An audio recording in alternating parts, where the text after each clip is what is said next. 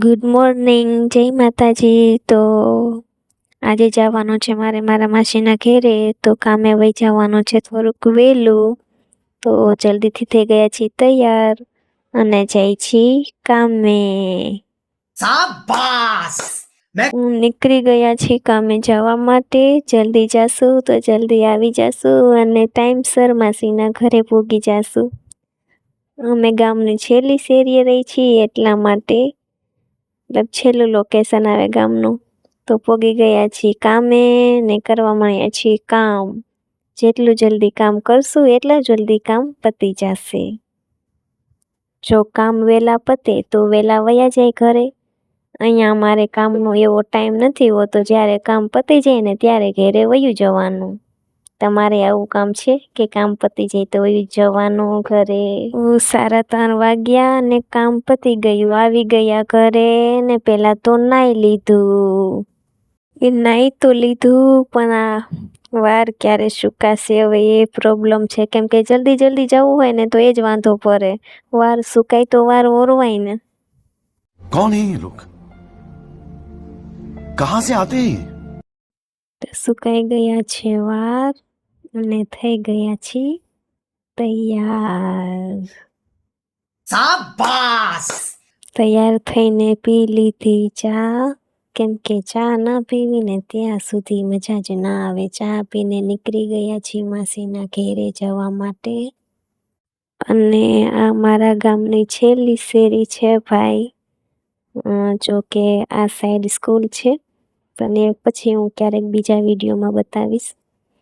આ side school છે અને આ છેલ્લી શેરી છે. અહીંયાથી જો અહીંયાથી જવાય ગામની બારે અને હાઈવે ઉપર.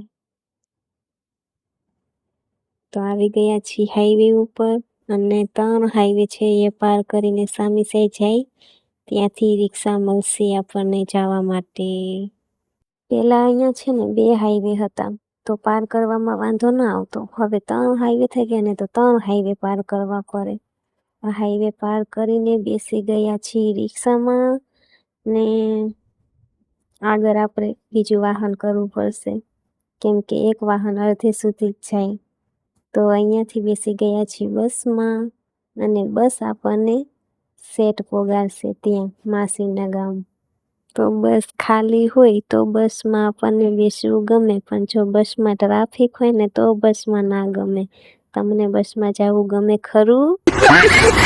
તો ઉતરી ગયા છીએ માસીના ગામના બસ સ્ટેશને ને ચાલ્યા જાય છે ગામ તરફ. અને ટિકિટ જોવો હજુ હાથમાં છે. તો ગામ તરફ ચાલ્યા જાય છીએ.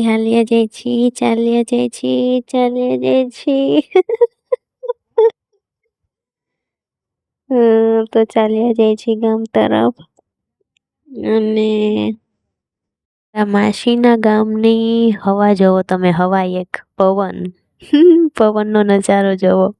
તો આવી ગયો છે ગામનો ગેટ અને ગામ જોવો લીલું લીલું છમ રણિયામણું.